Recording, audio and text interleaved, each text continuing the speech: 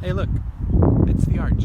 So as you all know, because of the coronavirus, I wasn't really able to do a whole lot of recording for the labs. I basically had to do the last half of the semester all in one day. And such. I was running like 4 gels at once, doing all the assays. So I wasn't able to do any recording. I am still going to have some videos though. This one is going to be covering the RT-PCR and the agarose gels, and then the SDS-PAGE, and then the Western Blot as well. So I have a few animations to kind of show some of the stuff, and then also some clips where it's not really in a lab, but I'm still showing you some of the basics. So hope it works out. All right, for this, I'm just going to quickly go over what's actually happening in the RT-PCR reactions. So here we have our LDH-GFP mRNA that we have isolated and extracted from the cell lysate, where the LDH gene is on the 5' end, and then the GFP is on the 3' end. So what happens first is the reverse transcription reaction, where we're going to have the primer 16. It's going to come in base pair over there on the 3' end of our mRNA, and then reverse transcriptase will come in and then attach there, and then it will go and polymerize a complementary strand of DNA. So now we have our cDNA, and then that is it for the reverse transcription. So now this will then get carried over into PCR, so in our first setup here, we're going to have primer 15 come, and that base pairs to the 3' end of the cDNA, which corresponds to the LDH gene. And now Taq polymerase will come. It's going to attach, do its thing, come onto the end right there. Now we have a complementary strand made. Now additionally, we also have the other primer, which is primer 16 here. That will come in. Taq polymerase will attach, and it will make a strand again. So now with that, that's going to go through all the different amplifications, and we'll have our PCR product, which is about 1700 base pairs. So now for the other set of reactions, so we're going to go back to just having our cDNA, which we're going to bring into the PCR. So now the other PCR reactions is going to use primer 17. Now this is going to anneal in the 3' end, but at the GFP gene instead of the LDH. Okay, so that's going to anneal there. Again, Taq polymerase will come in, bind there, and it will go ahead and make a copy, just like that. And then still then primer 16 will then come in. Again, this is the same because it's still on that 3' end that this primer 16 is coming in. Taq polymerase will attach, make a complementary strand, and then again we get the subsequent amplification to where we get then our PCR product, which is 750 base pairs. Since in this one all we did was make a PCR product at the GFP gene, whereas in the first example it was both the LDH and GFP. Now obviously if we have the fusion, we should be getting products on both of these reactions. Whereas if we just have GFP, we're only going to get product in this reaction. So today we're going to be pouring in agarose gel, and this is a little bit different. We got this agarose with lithium bromide powder already. So we're going to be taking our gel in, and then we'll have cold water, and then hot water, which is boiling right now, which is actually all done. So I'll go ahead and get that transferred, and we'll go ahead and pour the gel. Bruh.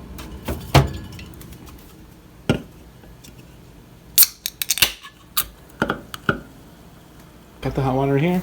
I'm just going to add 2 of these packets and dissolve it in the hot water.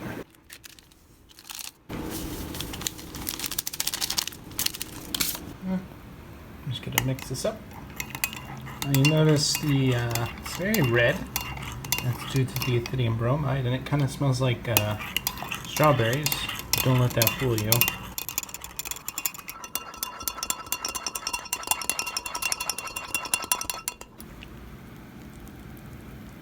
So I'm just getting an equal amount of cold water.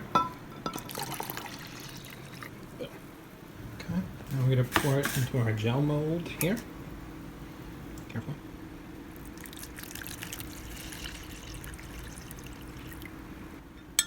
Remember, scrape off all the bubbles, at least on the side.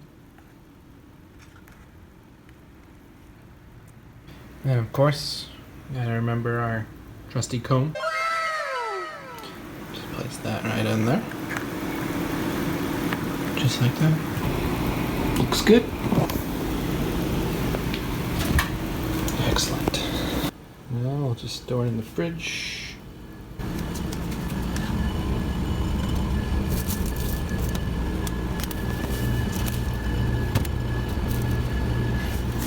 Okay, go ahead and take out the gel. Should be ready.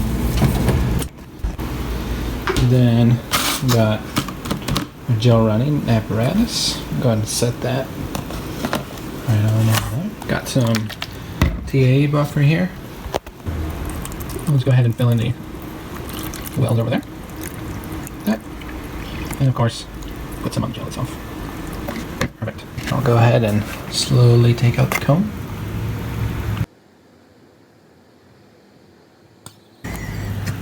They ask you how you are, you just have to say that you're fine when you're not really fine. Okay. That worked. Go ahead and load the samples. Got my pipette here. Let's do this.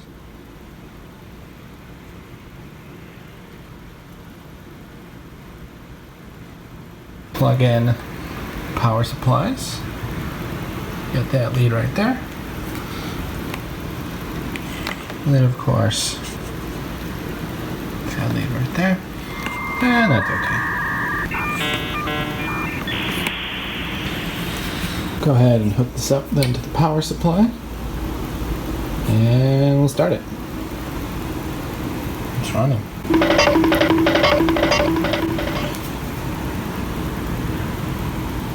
Should be done about 40 minutes.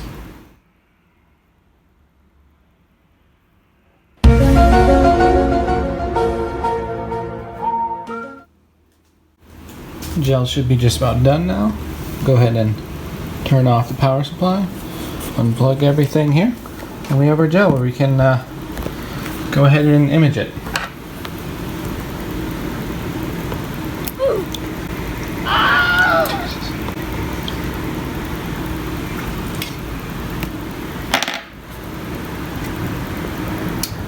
Good. So these are the results from the RT-PCR gels. So this first one here is just with the GFP samples.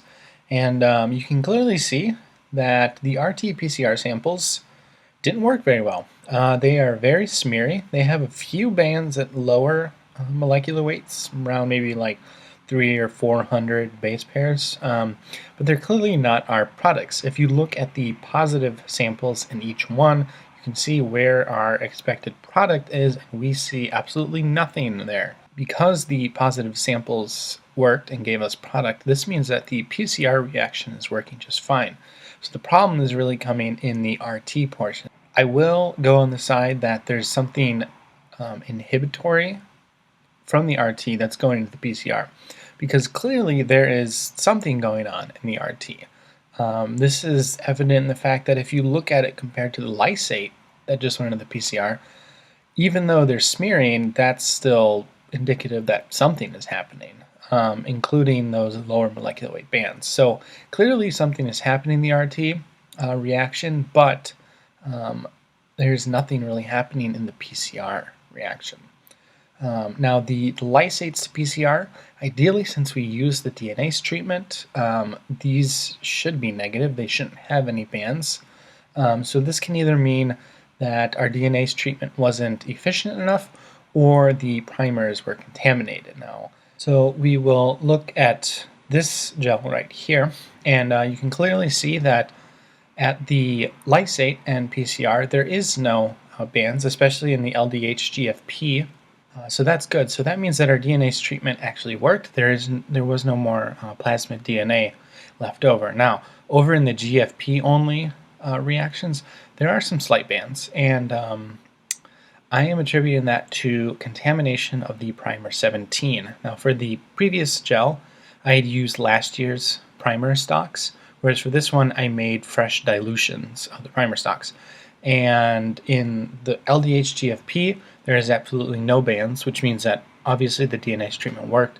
Whereas in the GFP, there is some slight bands. And I am attributing that to the primer 17 being contaminated, the stock vial of it. Just to put it into context as to how small this contamination is, that positive control is at 0.1 nanograms per microliter, so 100 picograms per microliter. And those bands in the lysate samples are about 10 to 20 times less intense. So you're looking at anywhere between 5 and 10 picograms per microliter, which is extremely, extremely dilute. So it's a small contamination, but obviously with the amplification from PCR, it does kind of show up. Again, looking at the RT side, we see no relief. We still see the smearing. We still see those low molecular weight bands, but really what we do not see is evidence of our mRNA and that our cells actually made it. So unfortunately, we can't get too much information out of these RT-PCR gels for our overall analysis as to whether or not we had expression of our protein. Here we have the SDS-PAGE gels with all the cell lysates. And of course this was stained using the TCE method. As you can see kind of on the top, you can see all the labels where the left side is the morning sections and the right is the afternoon. The indication, the BL21 is just the BL21DE3, whereas the P-lyse-S is the BL21DE3 P-lyse-S. The I indicates that it was induced, and then if there's no I, it was not induced. So when looking at these and trying to compare things, what you want to look at is the differences between the induced and non-induced, and then also maybe the BL21 versus the P-lyse-S. And when looking at this, we see absolutely nothing. These pretty much all look exactly identical. The one key difference here is that in all of the induced samples at right around about 110 kilodaltons, there is a significant band. Really, we have no idea what this is. It's obviously something that is associated with the lac promoter, but it's not our fusion protein. Our fusion protein is 63 kilodaltons, and then you might make an argument like, hey, maybe it's a dimer of our fusion protein. But again, these are under denaturing conditions. The loading buffer has beta-mercaptoethanol in it to break any disulfide bonds, and also the samples are heated at 95 degrees for 5 minutes before they're loaded. So really, any dimers or tetramers are going to be denatured. So really, we're not going to see that. If you look at the 63 kilodaltons where our product should be, again, really nothing distinct. So really not seeing anything of significance here.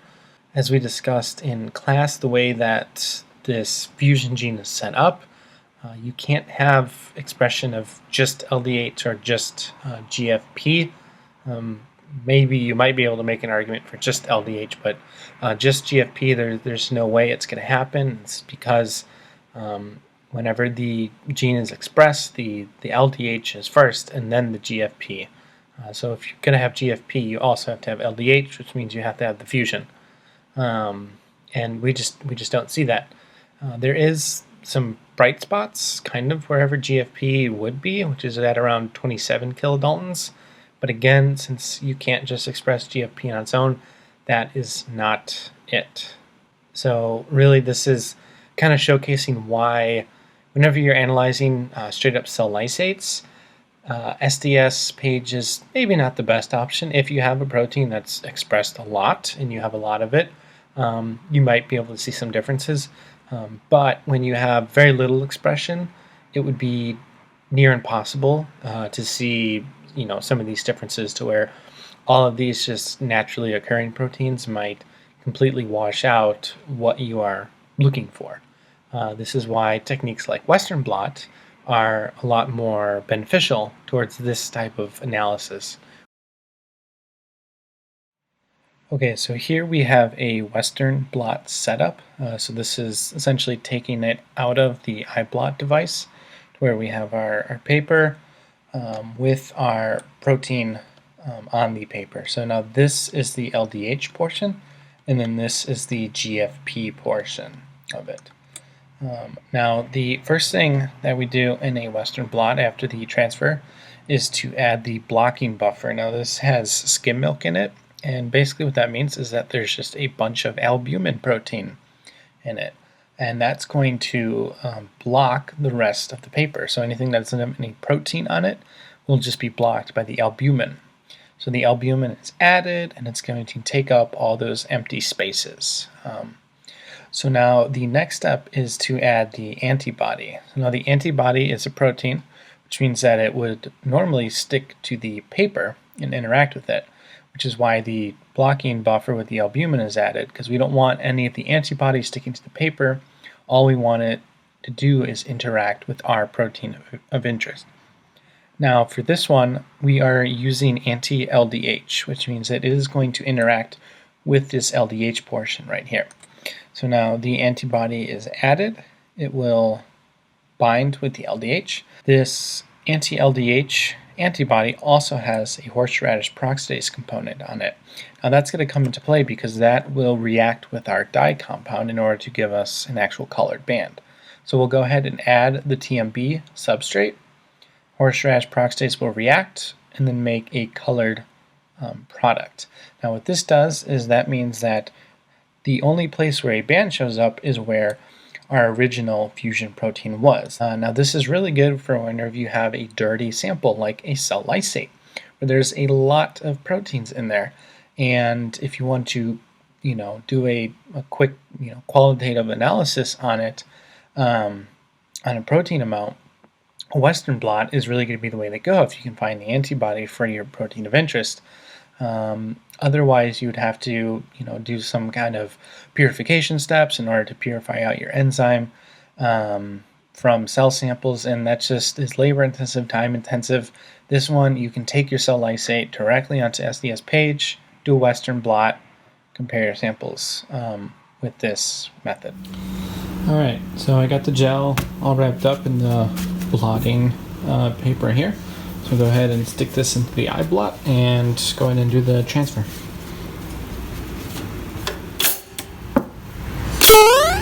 All right, it's all done. So let's go ahead and wrap this here.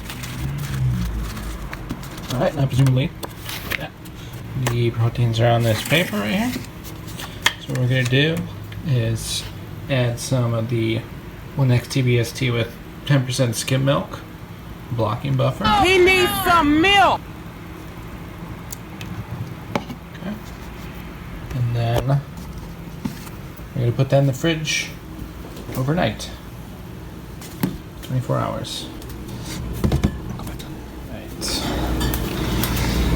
this has been sitting in the blocking buffer for 24 hours. Go ahead and put that out there. What I'm going to do is pour off the blocking buffer. Like that. And then now we're going to add the antibody, the anti-LDH with the horseradish peroxidase on it, in blocking buffer. So I've already added the aliquot, the antibody, so we're going to go ahead and put that on there. And then we're going to go put this on the shaker for 1 hour. Alright, so this has been on the shaker for an hour now. So what we're going to do is just go ahead and pour this off to our waste container. And then we're going to do 3 washes with TBST. And put it on the shaker for 5 minutes for each wash.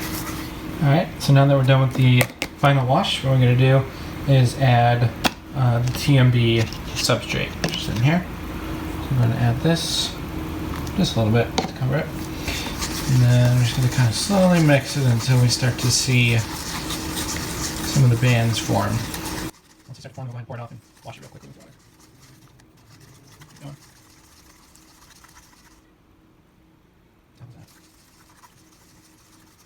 Well, I'm not really seeing much of anything. Mission Mission failed. We'll get them next time.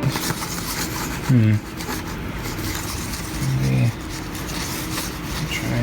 Hold on. Oh wait, I think something's coming up. Oh wait, I think I see something. His name is John C. Alright, and here is the results from the Western blot. So on the left you can see the SDS-PAGE. So all I did was I just took the two samples that I thought would be the best candidates for the Western blot, that I thought actually had the fusion protein, ran them on SDS, and then in the middle you can see the transfer to the blotting paper. Again, this should be almost identical, although I have no idea what happened to the 37 kilodalton ladder band. He just decided to leave, apparently. But for the most part, everything else looks exactly the same. And then we will look over to the Western blot and we see nothing. This is the result of messing and increasing contrast and saturation and brightness and about every parameter that I can to at least try to get a decent looking picture. When in reality, in person, these were just very, very faint blue bands that were on the paper. And basically what this means is that our fusion protein is not there, or at least not in detectable amounts. So every antibody will have some affinity towards other proteins. Obviously, its affinity towards its target antigen is going to be extremely high, like magnitudes greater than anything else. And if your target antigen is, on the paper, everything else will be dwarfed by the amount of color that your target protein will get. But in this case, since there was no target protein, essentially all we're seeing is all that non-specific binding of the antibody to, all these different proteins. If you look, you can, see essentially the SDS-PAGE gel in the Western blot very, very, very faintly. So these are just not all non-specific interactions that are happening here. So in an ideal world, if we did have our target protein, what would have showed up would just be a single band representing our LDH-GFP fusion. And that would have shown up right away. It would have been clear that that was our product. Now, one thing I will say, if you guys remember from last semester, whenever we added the TMB substrate to the paper, I would say within about 1 to 2 minutes, some color started to appear. And once that happened, then you rinsed off the substrate. Now with this one here, I think I let the substrate sit on the paper for about 10 minutes. At about maybe like 5 to 7 minutes, I started to see some very faint bands. But really, this is all that we're going to get from this. Again, not much. Unfortunately, this Western blot does not show us that we have our target protein in any measurable quantity via the Western blot.